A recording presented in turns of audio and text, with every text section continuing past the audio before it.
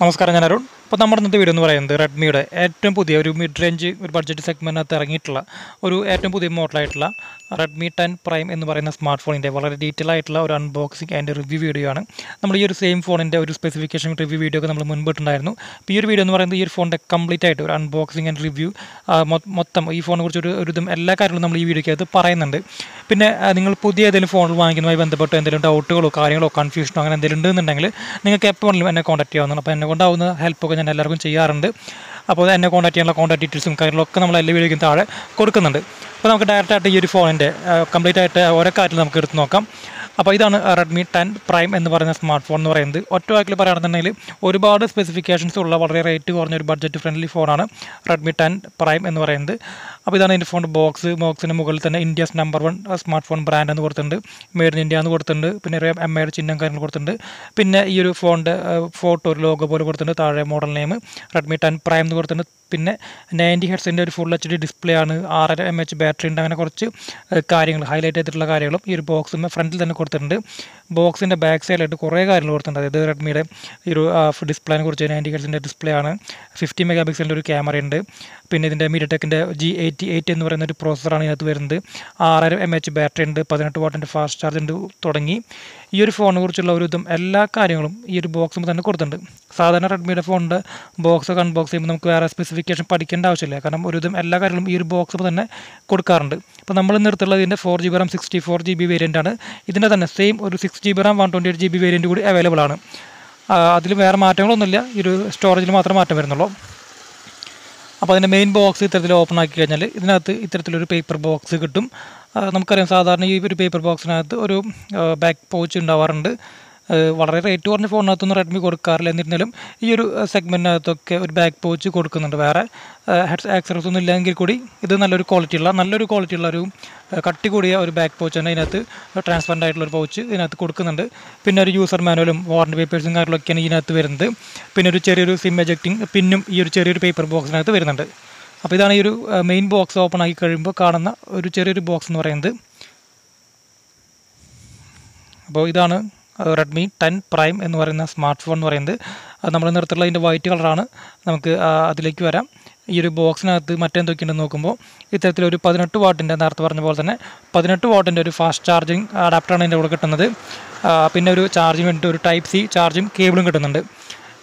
Headset ഒന്നും വരുന്നില്ല. അത് നമുക്കറിയാം, സ്വാഭാവികമായിട്ടും റെഡ്മിയുടെ ഒരു ഫോണിൻ്റെ കൂടെയും ഇയർഫോൺ ഉൾപ്പെടെയുള്ള ഐറ്റംസ് ഒന്നും വരുന്നില്ല. അപ്പോൾ ഈ ഒരു 2 ആക്സറീസ് ആണ് ഈ ഫോൺ വാങ്ങിക്കുമ്പോൾ കിട്ടുന്നത്. ഒരു ബാക്ക് പൗച്ച് കിട്ടുന്നുണ്ട്, പിന്നെ ഒരു ചാർജിങ് അഡാപ്റ്റർ കിട്ടുന്നുണ്ട്, ചാർജിങ് കേബിൾ കിട്ടുന്നുണ്ട്. അപ്പോൾ ഇതാണ് റെഡ്മി 10 പ്രൈം എന്ന് പറയുന്ന സ്മാർട്ട് ഫോൺ എന്ന് പറയുന്നത്. ഒറ്റ നോട്ടത്തിൽ ലുക്ക് വൈസ് നല്ല ഭംഗിയുണ്ട്. നമുക്കത് ഓപ്പൺ ആക്കി നോക്കാം. ഇതൊരു പ്ലാസ്റ്റിക് കവറിനകത്താണ് ഇത് വരുന്നത്. നമ്മൾ റെഡ്മിയുടെ പുതിയ ഫോണിലൊക്കെ അൺബോക്സ് ചെയ്യുമ്പോൾ പറയുന്ന കാര്യമാണ്, ഒരു ഡിസൈൻ വൈസ് നല്ല രീതിയിൽ ഇമ്പ്രൂവ്മെൻറ്റ് നടത്തിക്കൊണ്ടിരിക്കുന്നുണ്ട്. നല്ല ഒരു ഭംഗിയുള്ള ഒരു ഫോൺ തന്നെയാണ് കേട്ടോ. ഒറ്റ നോട്ടത്തിൽ എന്താ പറയുക, റെഡ്മി നോട്ട് 10 സീരീസുമായി കിട്ടൊക്കെ കുറച്ച് സാദൃശ്യം ഉണ്ടെന്നുണ്ടെങ്കിൽ തന്നെ ഇതിനൊരു യൂണിക്കായിട്ടുള്ള ഒരു ഭംഗിയും പ്രത്യേകത ഇതിനകത്ത് കൊടുക്കുന്നുണ്ട്. ബാക്ക് സൈഡ് പ്ലാസ്റ്റിക് ആണ്, ഒരു ഗ്ലാസ് പൊടിയെന്ന് തോന്നും. അതുപോലെ ഒരു ഫിനിഷിംഗ് ഒക്കെയാണ് വന്നിട്ടുള്ളത്. ഒറ്റ നോട്ടത്തിൽ നല്ല ഒരു ഭംഗിയുണ്ട്. പിന്നെ ഇതൊരു മാറ്റ് ഫിനിഷാണ്. നമുക്ക് കൈനകത്തുള്ള അഴുക്കുകളോ അല്ലെങ്കിൽ ഫിംഗർ പ്രിൻറ്റുകളോ ഒന്നും ഇതിനകത്ത് പറ്റി പിടിച്ചിരിക്കുന്നില്ല. ഇപ്പോൾ നിങ്ങൾ സ്ക്രീനിൽ കാണുന്ന പോലെ തന്നെ നല്ല ഭംഗിയുണ്ട്. ക്യാമറയുടെ ഭാഗം കുറച്ച് വലുതായിട്ട് തന്നെ കൊടുത്തിട്ടുണ്ട്. 4 ക്യാമറകളാണ് ഈ ഫോണിൻ്റെ ബാക്ക് സൈഡിൽ വരുന്നത്. ഇപ്പോൾ പല ഫോണുകൾക്കകത്തും 4 ക്യാമറ ഒന്നും വരുന്നില്ല. എന്നിരുന്നാലും ഇതിനകത്ത് 4 ക്യാമറ കൊടുത്തിട്ടുണ്ട്, നല്ല കാര്യം. പിന്നെ താഴെ റെഡ്മിയുടെ ലോഗും കാര്യങ്ങൾ കൊടുക്കുന്നുണ്ട്. തിക്നെസ് അത്യാവശ്യം കുറച്ച് കട്ടിയുള്ള ഫോൺ തന്നെയാണ്. കാരണം ഇതിൻ്റെ ബാറ്ററി നേരത്തെ പറഞ്ഞ പോലെ 6000 mAh ആണ് ബാറ്ററി വരുന്നത്. അപ്പോൾ അതിൻ്റേതായ തിക്നെസ്സൊക്കെ അതിനകത്തും വരുന്നുണ്ട്. സൈഡിൽ തന്നെയാണ് ഫിംഗർ പ്രിൻറ്റ് സ്കാനറും കാര്യങ്ങളൊക്കെ വരുന്നത്. വോളിയം അപ്പ് ആൻഡ് ഡൗൺ കീകളും ഈ ഓൺ ഓഫ് സ്വിച്ചും എല്ലാതും ഈ ഒരു ഒറ്റ സൈഡിൽ തന്നെയാണ് വരുന്നത്, റൈറ്റ് സൈഡിലാണ് വരുന്നത്.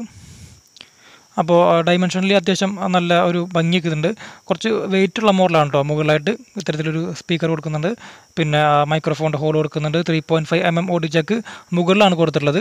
താഴെയും സ്പീക്കറിൻ്റെ ഗ്രില്ലുകൾ വരുന്നുണ്ട്. പിന്നെ ടൈപ്പ് സി ചാർജിങ് പോർട്ട് വരുന്നുണ്ട്. പിന്നെ മൈക്രോഫോണിൻ്റെ ഹോൾ വരുന്നുണ്ട്. ഇതൊരു സ്റ്റീരിയോ സ്പീക്കർ മൊബൈലാണ്.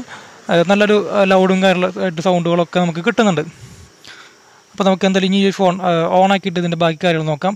എന്തായാലും കൈയിനകത്ത് ഇരിക്കുമ്പോൾ നമുക്കധികം വെയിറ്റ് ഒന്നും ഫീൽ ചെയ്യുന്നില്ല. എന്നിരുന്നാലും കുറച്ച് ഹെവി തന്നെയാണ് ഈ ഫോൺ എന്ന് പറയുന്നത്. അപ്പോൾ നമുക്ക് എന്തായാലും ഈ ഫോൺ പവർ ഓൺ ആയിട്ട് സെറ്റപ്പും കാര്യങ്ങളും ചെയ്യാനുണ്ട്. അപ്പോൾ എന്തായാലും ഈ ഒരു ഫോൺ ഓൺ എന്ന നേരം കൊണ്ട് നിങ്ങളെൻ്റെ ചാനൽ ആദ്യമായിട്ടാണ് കാണുന്നതെന്നുണ്ടെങ്കിൽ സബ്സ്ക്രൈബ് ചെയ്യാൻ മറക്കരുത്. നമ്മൾ ഒരുപാട് മണിക്കൂറുകളുടെ എഫോർട്ട് എടുത്തിട്ടാണ് ഓരോ ഫോണിൻ്റെയും അൺബോക്സിങ് റിവ്യൂ ഒക്കെ നമ്മൾ ചെയ്യുന്നത്. അപ്പോൾ നിങ്ങൾക്ക് എന്തെങ്കിലും തരത്തിൽ വീഡിയോ കണ്ടിട്ട് ഉപകാരപ്പെട്ടു എന്ന് തോന്നിക്കഴിഞ്ഞാൽ നിങ്ങൾ തീർച്ചയായിട്ടും ചാനൽ ഒന്ന് സബ്സ്ക്രൈബ് ചെയ്ത് സപ്പോർട്ട് ചെയ്യാൻ ശ്രമിക്കുക. അപ്പോൾ എന്തായാലും നമ്മുടെ ഫോൺ ഓൺ ആയിട്ടുണ്ട്. ഞാനിപ്പോൾ ഇനീഷ്യൽ സെറ്റപ്പ് ഒക്കെ ചെയ്ത് കഴിഞ്ഞു. അപ്പോൾ ഞാനത് കട്ട് ചെയ്ത് കളഞ്ഞാണ്. അപ്പോൾ ഇതാണ് റെഡ്മി 10 പ്രൈം എന്ന് പറയുന്ന സ്മാർട്ട് ഫോൺ ഓണാകുമ്പോൾ കാണുന്ന ഇതിൻ്റെ മെയിൻ ഹോം സ്ക്രീൻ എന്ന് പറയുന്നത്. ഒറ്റ നോട്ടത്തിൽ നമ്മൾ സാധാരണ റെഡ്മിയുടെ ഫോണുകൾ ഓണാക്കുമ്പോൾ കാണുന്ന പോലെയല്ല. സോഫ്റ്റ്വെയർ വൈസൊക്കെ നല്ല രീതിയിൽ മാറ്റം വന്നിട്ടുണ്ട്. ഇപ്പോൾ നിങ്ങൾ കാണുന്ന ഈ ഒരു നോട്ടിഫിക്കേഷൻ പാനൽ വരെ നല്ല രീതിയിൽ മാറ്റം വന്നിട്ടുണ്ട്. ഇതൊരു 12.5 ഓൾറെഡി അപ്ഡേറ്റഡ് ആയിട്ടുള്ള ഏറ്റവും ലേറ്റസ്റ്റ് ആയിട്ടുള്ള ഒരു സോഫ്റ്റ്വെയറിൽ ഇറങ്ങുന്ന മോഡലാണിത്. പിന്നെ നമ്മളിപ്പോൾ എടുത്തിട്ടുള്ളത് ഇതിൻ്റെ ഏറ്റവും ഫ്രഷ് പാക്കേജ് കൂടിയാണ് കേട്ടോ. നിങ്ങളിപ്പോൾ ഈ ഫോൺ നിങ്ങളുടെ കയ്യിൽ കിട്ടുമ്പോൾ ചിലപ്പോൾ ഇത്തരത്തിലൊന്നും ആവില്ല. എന്നാലും പെട്ടെന്ന് തന്നെ ഒരു അപ്ഡേറ്റും കാര്യങ്ങളൊക്കെ കിട്ടും. അപ്പോൾ കുറച്ചുകൂടി ഇമ്പ്രൂവ്മെൻറ്റ് വന്നിട്ടുണ്ട് ഇപ്പോൾ സോഫ്റ്റ്വെയറിനകത്തൊക്കെ.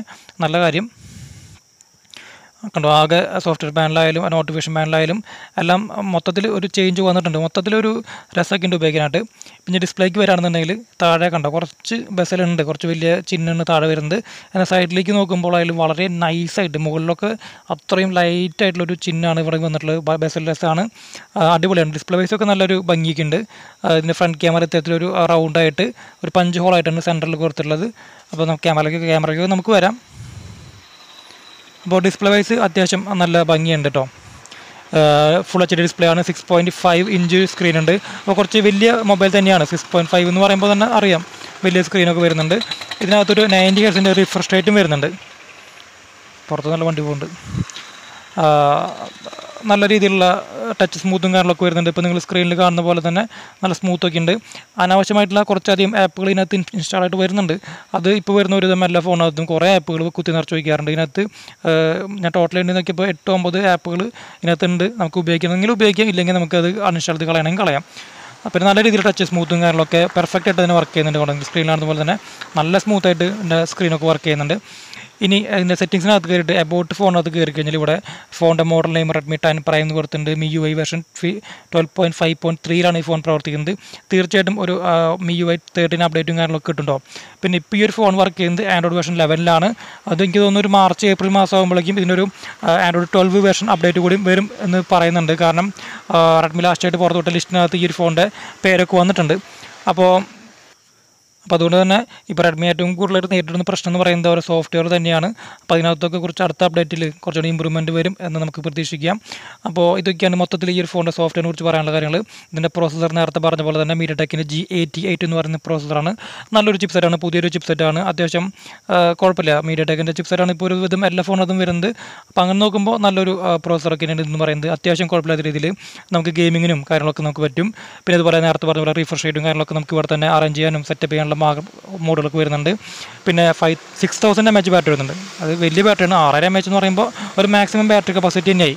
ആ ഒരു മാക്സിമം ബാറ്ററി കപ്പാസിറ്റി നമുക്ക് ഈ ഫോണിനകത്ത് കിട്ടുന്നുണ്ട്. പിന്നെ അതിൻ്റെ കൂടെ തന്നെ 18 വാട്ടിൻ്റെ ഫാസ്റ്റ് ചാർജും വരുന്നുണ്ട്. നമുക്കൊരു 6000 mAh ഉള്ള ബാറ്ററി ഉള്ളതുകൊണ്ട് തന്നെ അത് ചാർജ് ചെയ്യാൻ തീർച്ചയായിട്ടും ടൈം എടുക്കും. അപ്പോൾ നമുക്കതൊക്കെ പിന്നെ നോക്കാം. ഇനി നമുക്ക് ഈ ഒരു ഫോണിൻ്റെ ക്യാമറ എടുത്തിട്ട് നമുക്ക് അതിൻ്റെ ബാക്കി കാര്യങ്ങൾ നോക്കാം.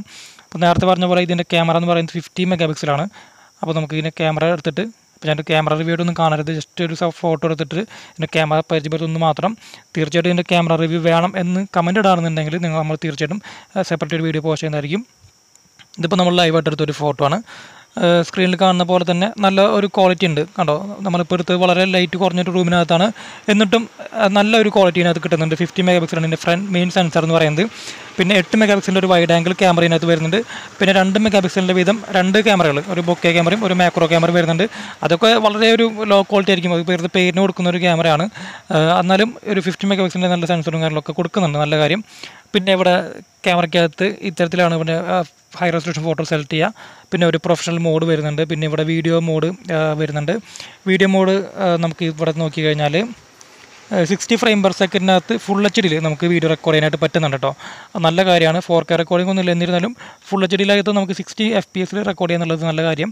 ഫോട്ടോ മോഡ് വരുന്നുണ്ട്, പോർട്രേറ്റ് മോഡ് വരുന്നുണ്ട്. ഇവിടെയാണ് നമുക്ക് ബാക്ക്ഗ്രൗണ്ട് ബ്ലർ ചെയ്യുന്ന ഓപ്ഷനും കാര്യങ്ങളൊക്കെ വരുന്നുണ്ട്. അതൊക്കെ നമ്മൾ ഡീറ്റെയിൽ ആയിട്ട് ക്യാമറ റിവ്യൂ ചെയ്യുമ്പോൾ അപ്പോൾ നമുക്ക് പറയാം. പിന്നെ ഇവിടെ മോർ സെറ്റിംഗ്സിനകത്ത് നൈറ്റ് മോഡ് വരുന്നുണ്ട്, 50 മെഗാപിക്സലിൻ്റെ ഫുൾ റെസൊല്യൂഷൻ മോഡ് വരുന്നുണ്ട്, പനോരമ മോഡ് വരുന്നുണ്ട്, ഷോർട്ട് വീഡിയോ മോഡ് വരുന്നുണ്ട്, slow motion mode, time lapse, അങ്ങനെ കുറേ ഫീച്ചേഴ്സൊക്കെ ഇതിനകത്ത് വരുന്നുണ്ട്. അപ്പോൾ അതിനെക്കുറിച്ചൊക്കെ ഡീറ്റെയിൽ ആയിട്ട് ഞാനിപ്പോൾ പറയുന്നില്ല കേട്ടോ. സെൽഫി ക്യാമറ എന്ന് പറയുന്നത് 8 മെഗാ പിക്സലാണ്. ഇതൊരു സെൽഫിക്ക് വേണ്ടി ഇറക്കുന്ന ഫോണല്ല. പ്രത്യേകിച്ച് റെഡ്മിയുടെ ഫോണിൽ നിന്ന് ഒരു ഫോണും ക്യാമറയ്ക്ക് വേണ്ടി ഈ ഒരു പ്രൈസ് റേഞ്ചിനകത്തൊന്നും ഫോണുകൾ ഇറക്കാറില്ല. മൊത്തത്തിൽ പെർഫോമൻസ് ആയിട്ടും അത്യാവശ്യം നല്ല പെർഫോമൻസ് ആയിരിക്കും. പിന്നെ ഒരു ക്യാമറയും കൊടുക്കുന്നതെന്ന് മാത്രം. സെൽഫി ക്യാമറ 8 മെഗാ പിക്സലാണ്. അത്യാവശ്യം ഒരു കുഴപ്പമില്ലാത്തൊരു ഔട്ട്പുട്ട് കിട്ടുന്നുണ്ട്. ഇപ്പോൾ ഞാൻ ലൈവായിട്ടൊരു ജസ്റ്റ് ഒരു ഫോട്ടോ എടുത്ത് കാണിച്ചു തരാം. ഇതിപ്പോൾ ഞാൻ ലൈവായിട്ട് എടുത്തൊരു ഫോട്ടോ ആണ്. അത്യാവശ്യം ഇപ്പോൾ നിങ്ങൾ സ്ക്രീനിൽ കാണുന്ന പോലെ തന്നെ നല്ലൊരു ക്വാളിറ്റി നമുക്ക് ഇതിനകത്തും കിട്ടുന്നുണ്ട്. വളരെ മോശമെന്നൊന്നും പറയാൻ പറ്റില്ല, നല്ലൊരു ക്വാളിറ്റി കിട്ടുന്നുണ്ട്. കുറച്ച് ബ്യൂട്ടിഫിക്കേഷൻ മോഡും കാര്യങ്ങളൊക്കെ ഇതിനകത്ത് തന്നെ ഓട്ടോമാറ്റിക് വരുന്നുണ്ട്. അപ്പോൾ അതിനെക്കുറിച്ചൊക്കെ നമുക്ക് ക്യാമറ റിവ്യൂ ചെയ്യുമ്പോൾ അതിനകത്ത് ഡീറ്റെയിൽ ആയിട്ട് പറയാം കേട്ടോ. അപ്പോൾ ഇതൊക്കെയാണ് ഈ ഫോണിനെ കുറിച്ച് മൊത്തത്തിൽ പറയാനുള്ള കാര്യം. ഒറ്റ വാക്കിൽ പറയുകയാണെന്നുണ്ടെങ്കിൽ വളരെ ബഡ്ജറ്റ് കുറവാണെന്ന് നിങ്ങൾക്ക് ഒരു റെഡ്മി ഫോൺ നിങ്ങൾക്ക് ഇഷ്ടപ്പെടുന്ന ഒരു ബ്രാൻഡാണെന്നുണ്ടെങ്കിൽ നിങ്ങൾക്ക് ഈ ഒരു പ്രൈസ് റേഞ്ചിനകത്ത് ഒരുപാട് ഫീച്ചേഴ്സ് കിട്ടുന്ന ഒരു മോഡലാണ്. സോഫ്റ്റ്വെയറിന് പ്രശ്നങ്ങളൊക്കെ ഉണ്ട്, അതൊക്കെയാണ്. എന്നിരുന്നാലും അതൊക്കെ അടുത്ത അപ്ഡേറ്റിലൊക്കെ മാറും എന്ന് നമുക്ക് പ്രതീക്ഷിക്കാം. നല്ലൊരു ഡിസ്പ്ലേ വരുന്നുണ്ട്, നല്ല കുഴപ്പമില്ലാത്തൊരു ക്യാമറ വരുന്നുണ്ട്, നല്ല ബാറ്ററി ബാക്കപ്പ് വരുന്നുണ്ട്, നല്ല പ്രോസസ്സറും നല്ല സ്റ്റോറേജും കാര്യങ്ങളൊക്കെ വരുന്നുണ്ട്. അപ്പോൾ ഇതൊക്കെയാണ് മൊത്തത്തിൽ ഈ ഒരു ഫോണിനെ കുറിച്ച് ടോട്ടലി എനിക്ക് പറയാനുള്ള കാര്യങ്ങൾ.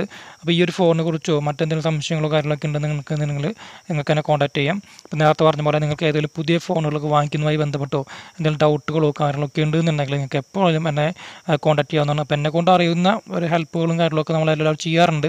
അപ്പോൾ ഓരോരുത്തർക്കും ഫോൺ എടുക്കുമ്പോൾ ഓരോരുത്തർക്കും പല ടേസ്റ്റ് ആയിരിക്കും. അപ്പോൾ അവർക്കനുസരിച്ചുള്ള ഫോണുകൾ ഞാൻ സജസ്റ്റ് ചെയ്ത് കൊടുക്കാറുണ്ട്. അപ്പോൾ ഈ ഫോണിനെ കുറിച്ച് മറ്റെന്തെങ്കിലും സംശയങ്ങളോ എന്തെങ്കിലും ഉണ്ടെന്നുണ്ടെങ്കിൽ കോൺടാക്ട് ചെയ്യുക. ചാനൽ ഇഷ്ടപ്പെട്ട് കഴിഞ്ഞാൽ ലൈക്ക് ചെയ്യുക, സബ്സ്ക്രൈബ് ചെയ്യുക, ഷെയർ ചെയ്യുക.